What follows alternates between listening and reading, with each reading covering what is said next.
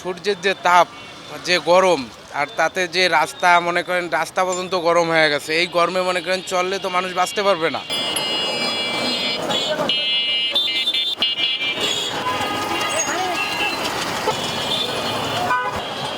Road দিয়ে যে হাঁটতেছি অটোমেটিক স্যান্ডেল ইয়ে হয়ে যাচ্ছে, আটকে যাচ্ছে, রাস্তার পিচ উঠেই যাচ্ছে।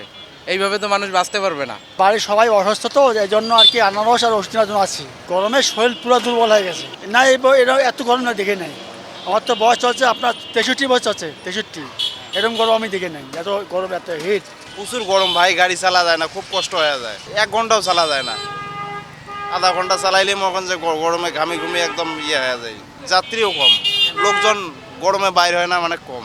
গরমের জ্বালায় তো বাবা আমরা এখানে দোকানদারেই ঘুরে পাইতেছি না, এমন অবস্থা এখানে তো বসাই যায় না। কাস্টমার তো আসি এখানে দাঁড়াই দিয়ে পারতেছে না, মানে খুব কষ্টের মধ্যে আর কি এখানে তাও দোকানে করতেছি দোকানদারি।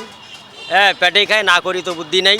আমার হাঁসার পাশে উঠে গিয়েছেই, হ্যাঁ বয়স্ক লোক এমনি, তাতে আরও সমস্যা। খুব গরম, তিষ্টাই মুশকিল।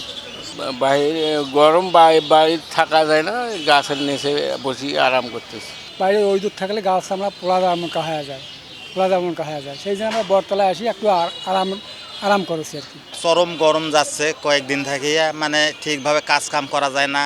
সব সময় পানি খাতে জাহানটা শেষ হয়ে যায়। বট গাছতলায় দম নিচ্ছে আর কি, মানে খুব পরিশ্রম খাটনি হচ্ছে, হাঁটা যাচ্ছে না। যে জায়গায় মনে করেন 4 থেকে 500 পানি দিলে আমার ভুট্টে মনে করেন বাড়ি চলে গেছে, সে জায়গায় মনে করেন ভুট্টে দেখবেন যে প্রতিটা ভুট্টের ক্ষেত দেখবেন জ্বলি গেছে। বর্তমান যে অবস্থা, যে তুফান চলছে, এই সময় যে মনে করেন কৃষি, যেটা মনে করেন ভুট্টা, তামাক, তারপরে মনে করেন গম, এমন তুফান ফসলও হয়ে চল না।